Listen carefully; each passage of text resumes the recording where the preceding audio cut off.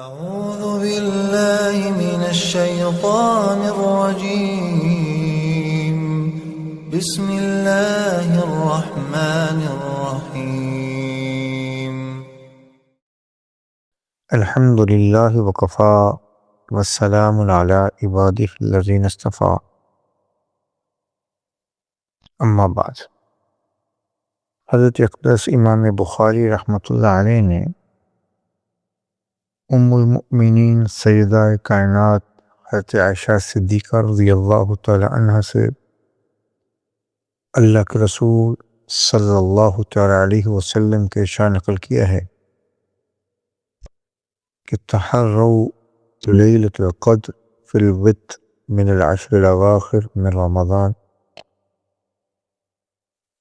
کہ شب قدر کو رمضان المبارک کے آخری عشرہ کی طاق راتوں میں سے تلاش کرو۔ لیلۃ القدر کا معنی ہے عظمت والی رات، عزت والی رات۔ قرآن پاک نے اس رات کی فضیلت میں مستقلاً مضمون قائم کیا ہے کہ لیلۃ القدر خیر من الف شہر، تنزل الملائکۃ والروح بإذن ربهم من کل امر سلام ہی حتی مطلع الفجر، کہ یہ رحمت کی رات ہے، عظمت والی رات ہے۔ اس رات کی عبادت 1000 مہینے کی عبادت سے زیادہ بڑھ کر ہے، اور اگر 1000 مہینوں کو سالوں پر تقسیم کریں تو یہ 83 سال 4 ماہ بنتے ہیں۔ اور امام مجاہد رحمہ اللہ نے نقل کیا کہ لیلۃ القدر تو ہر سال آتی ہے، تو یہ کن 83 سال سے بہتر ہے کہ لیست تلک شہور لیلۃ القدر، یہ ان 83 سال کی عبادت سے بہتر ہے جن میں لیلۃ القدر نہ ہو۔ اور اگر 83 سال میں ہر سال کے اعتبار سے شمار کریں تو پھر یہ ایسا عدد ہے جس کو جو ہمارے شمار اور اس کا حساب کرنا ہمارے بس میں ہی نہیں۔ حضور علیہ الصلاۃ والسلام اس رات کی ترغیب امت کو دیتے ہیں اس کو تلاش کرنے کی، اور آپ نے فرمایا سے تلاش کرو۔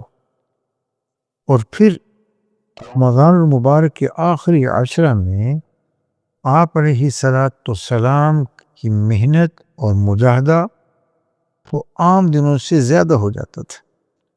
چنانچہ سیدہ کائنات حضرت عائشہ سے یہ بھی روایت ہے کہ اللہ کے رسول صلی اللہ علیہ وسلم کا یہ بھی عمل تھا کہ اذا دخل العشر، کہ جب رمضان کا عشرہ اخیر شروع ہوتا تو شد مئزرہ، اللہ کے رسول صلی اللہ علیہ وسلم اپنی کمر کس لیتے،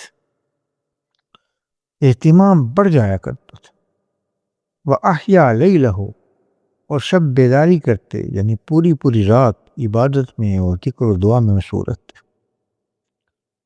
اور وَأَيْقَظَ أَهْلَهُ، ان دنوں میں رمضان کے آخری عشرہ میں آپ علیہ السلام اپنی ازواج مطہرات اور دوسرے متعلقین کو بھی جگا دیتے تاکہ وہ بھی ان راتوں کی برکات اور سعادتوں سے محظوظ ہوں، مستفید ہوں۔ جبکہ عام دنوں میں آپ علیہ السلام کا عمل یہ تھا کہ رات کو جب اٹھتے تھے انتعالی رویدن، چپکے سے آپ علیہ السلام اپنے مبارک جوتے پہنتے، ثم فتح الباب رویدا، آپ علیہ السلام انتعالی رستے کو، جو رات کو، اس رات میں اطمینان خاموشی کے ساتھ، ثم فتح الباب رویدا، آہستگی سے دروازہ کھولتے کہ گھر والوں کے آرام میں خلل نہ آئے۔ انتعالی رویدا، خاموشی سے جوتے پہنتے۔ اخذ رداءہ رویدا، اپنی چادر کملی رات میں جو سردی کے اعتبار سے آپ استعمال کرتے خاموشی سے لیتے کہ گھر والوں کو کہ آرام میں خلل نہ آئے. لیکن رمضان کے آخری عشرہ میں آپ علیہ السلام کا عمل یہ تھا کہ خود بھی بیداری کرتے، شب بیداری، اور گھر والوں کو بھی اس کا اہتمام کرتے اور اس کے لیے جگا دیا کرتے.